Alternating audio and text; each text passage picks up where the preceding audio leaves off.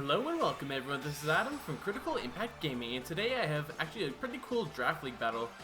So if you guys didn't know, I am in a draft league right now. I've already had 3 matches, this one being my 3rd, and I had this match on Saturday, and I thought it was really fun, so I thought I might as well just upload it for you guys. So we're going to go ahead and start off with my opponent and their Pelipper setting up the Drizzle, and I'm going to set off with my Iron Buddy. For those of you that are unfamiliar with my previous channel, this is actually one of my classic Pokemon all the way back from 5th gen that I used to use all the time. So he's going to hit me with the Scald. Fortunately enough for me, it does not get the burn while I am able to get off the toxic damage. So that's a pretty decent first turn for me. The Scald does a pretty decent chunk. It's like 30%, and then after leftover recovery, I'll still be at around 75%, give or take. So that toxic damage will actually come in pretty handy later on. I'm going to switch out into my Anchor Arms because I don't want to risk getting burned or take too much damage from a Scald, which I know I could just set up some Calm Minds if he wants to stay in.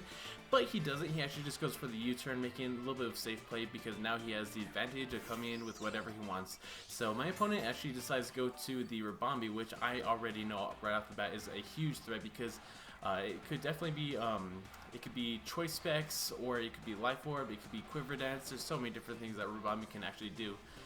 So I'm thinking maybe he's just going to set up a Sticky Whip or something like that. So at this point I'm just going to go into my Tenzin because I know I can resist his Bug Buzz, and the Moonblast also won't do very much to me because I am actually specially bulky.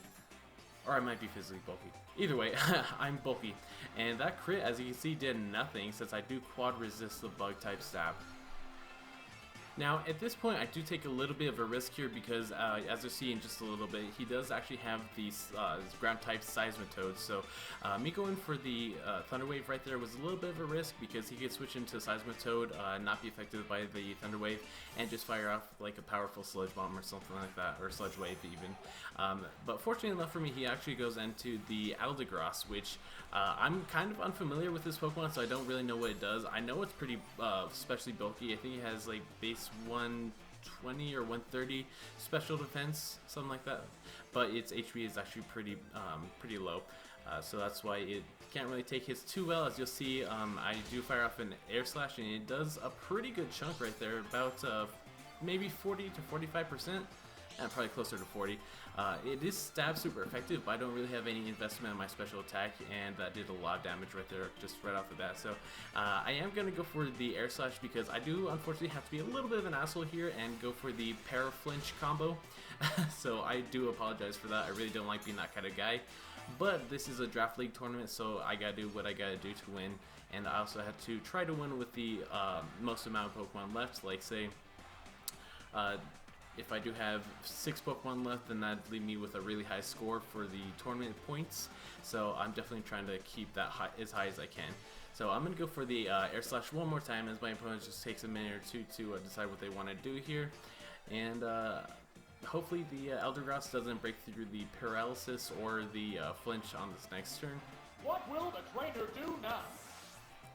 At this point in the game, my opponent finally decides to make a move, and he sends out the Seismitoad that I had mentioned earlier. Now, the Seismitoad will take a pretty hefty chunk from this Air Slash just as well.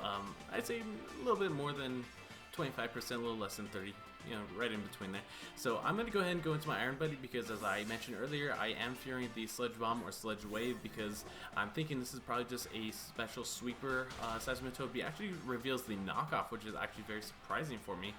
And I just realized I've said actually about 1,000 times in this video already. But he's just gonna take a lot of damage off from me with that knockoff there, and I just try to fire off a Stealth Rocks because I'm predicting a switch since he can't really touch me. I mean, he could go for a Waterfall, Liquidation, or Scald, but I don't think that's gonna kill me, and I don't think another knockoff would kill me either. So I do take this opportunity, and I am able to predict correctly as he switches into a Pelipper, and I'm able to get the Stealth Rocks up. So that's all good and dandy for me. And as I said earlier, the poison damage will actually rack up and be pretty useful for me. I'm just going to go for the Gyro Ball because I know that I'm definitely going to die to a Scald at this point with the Rain Boost up. And I don't really want anything else to take any damage. The only thing I can really risk taking damage is my Reuniclus if I do that, I feel like he's just gonna bring in his Rabombi again, and we're just gonna have the same turn over and over again. So I don't want to do that, and I'm just gonna play a little bit safe. I know my Ash Blossom can definitely outspeed and throw him out with the Thunderbolt, but I'm thinking he's probably just gonna switch out into his Seismitoad again, fearing the Thunderbolt. So I'm just gonna make a safe play and go for my strong Ice Beam. And hopefully they'll do enough damage where I can take it out on the following turn, or I could just do a lot of damage to the Seismitoad and then try to stall it out a little bit later on. But I actually get down to the range where it will actually die from the toxic damage, and I really thought I was going to die from that Hurricane or from a Scald, but I don't, so that's pretty cool for me. So now the score is evening out a little bit more. We both have one down, and we both revealed a total of 4 Pokemon so far. And I'm not sure what he's wanting to do now, but I'm prepared for it. It looks like he's going to want to send out his Quillfish. I know this thing is going to be Swift Swim, otherwise he wouldn't have it on the Rain team. And I'm thinking he's just going to go for a Liquidate or a Waterfall to take me out. So I'm going to go for my Galarian Weezing, which is my physical wall. You know what, I think Togekiss and Galarian Weezing are both physically bulky. But he actually goes for a smart play and goes for his Spikes. Personally, I would have just gone for the Liquidation, knowing I could outspeed and either do some heavy damage to something or take something out, especially since my Reuniclus, my Togekiss, and my Weezing are all immune to Spikes. And I mean, if Bronzong were still alive, it'd be immune to Spikes as well. But he actually goes for the Will-O-Wisp. I go for a Will-O-Wisp, and he goes for the Poison Jab. Not sure why he went for Poison Jab. It's a neutral hit. The water type stab would have done a lot more, especially since it's rain boosted. But I don't know, whatever. Maybe he thought I was pure fairy or something. But so that Will-O-Wisp doesn't really matter too much. He does take care of his Black Sludge recovery, which isn't that big of a deal, as he just goes into his Eldegoss, and I fire off a Strange Beam because I was just trying to get off some of that Confusion hacks. Unfortunately, I don't get any Confusion hacks against the Eldegoss, as it does recover back 6% with its leftover recovery, and I get back 6% from my Black Sludge recovery.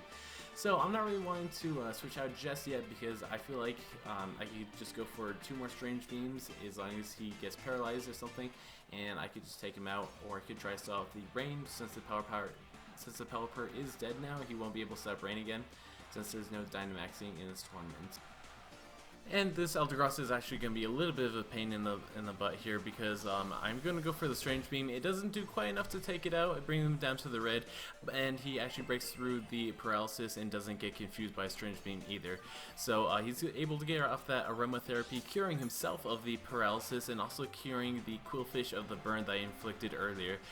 So with the leftovers recovery, he's going to get back up to yellow, and I'm not really sure if I'm going to be able to take him out with another Strange Beam or not at this point, because this thing is just super duper bulky in special defense. So I do just go for another Strange Beam, and I actually get a critical hit, so that's fantastic for me.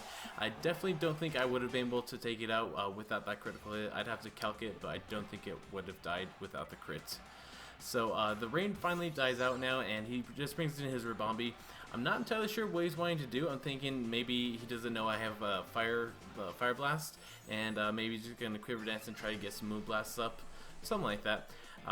So I just go for the Fire Blast, as he does get the Quiver Dance up, getting him up to +1, but that Fire Blast still does a lot, showing you how like weak Rabombi's defenses are, but it's very strong though. So as you can see here, I'm actually kind of considering my options. I'm thinking, okay, I'm just gonna go for the Fire Blast, and this thing actually ends up packing the Psychic, so I did not expect that at all. That's why I stayed in, and unfortunately my Weezing does die. So that's kind of my answer to his to one of his Pokemon that you see a little bit later on. I do want to save my Rhyperior for his 6th Pokemon, which, like I said, you'll see later on. So I'm just going to go into my Tenzin, which I know I could take a Bug Buzz, I know I can take a Moonblast, and I know I can take a Psychic. So bring it on, Rabombi. I'm just going to try to get off a Flamethrower, since it is 100% accuracy. I don't want to mess around with the Air Slash missing and him potentially getting some crits or special defense drops or something like that. And man, oh man, I am just realizing now that this guy is taking a very long time on his turns. This battle actually ended up being like 17 minutes long. I just sped it up a bunch. But that's the thing I really hate about this generation, is that there's no versus recorder. And if your opponent takes a long time on their turns, then you got like nothing to talk about, and I'm just trying to pass the time between turns here. So if Nintendo, if you're listening to this, I doubt you are, but if you're listening, please bring back the versus recorder in the DLC or in the next game or something like that, you know. But anyway, here we go back into the battle. My opponent is going to bring out his Tracheon, which will be his last and final Pokemon. I mean, he still has the Seismitoad and Quillfish, but it's the last Pokemon that he's not yet revealed at this point. So I was really hoping to save my Weezing because it quad resists the close combats, it's immune to the Earthquake, and it could probably take Stone Edges pretty well. My next best bet is, or my next best answer or check will actually be the Rhyperior, as I do take a little bit from the spikes and a little bit like 10 to 15% from the Stone Edge. And I actually do live the close combat. So if you use Life Orb or Choice Banded, I probably would not be able to live the close combat. I do fire off a Earthquake with my Weakness Policy boost. Weakness Policy doesn't really matter at this point because I'm too low at HP to be able to take any other hits. And all he has left is 2 Water type Pokemon. So I'm definitely not going to want to stay in with my Rhyperior when my number of Pokemon actually counts towards my points. So I'm going to go ahead and switch out into my Rankarusu, my... You guys remember Rankarusu?